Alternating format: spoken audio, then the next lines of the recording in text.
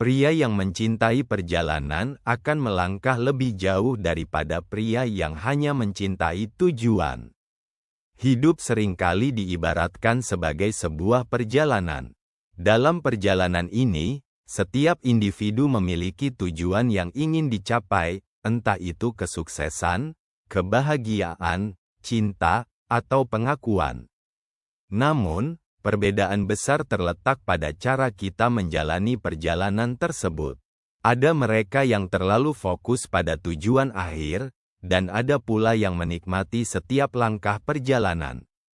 Pria yang mencintai perjalanan akan melangkah lebih jauh karena ia memahami esensi kehidupan, bukan sekadar mencapai tujuan, tetapi bagaimana menikmati proses yang membawanya ke sana.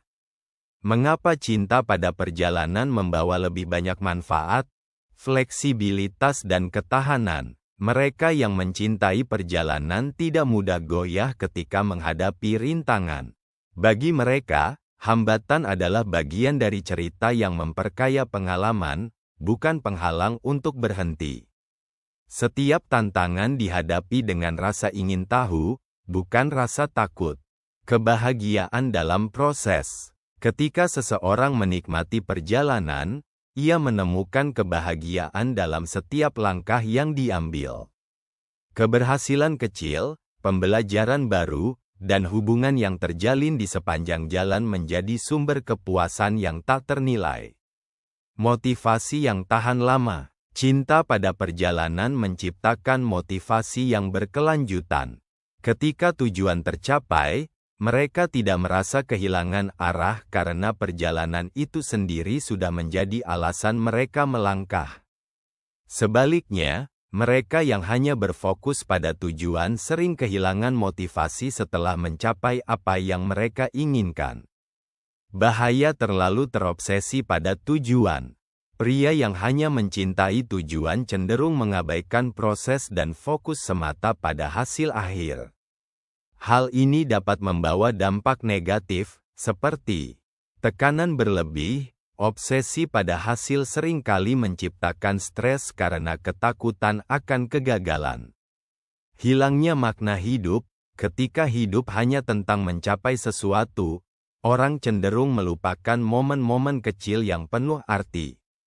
Ketidakpuasan berkelanjutan. Setelah tujuan tercapai, mereka sering merasa kosong dan tidak tahu apa yang harus dilakukan selanjutnya. Hidup sebagai perjalanan, bukan perlombaan.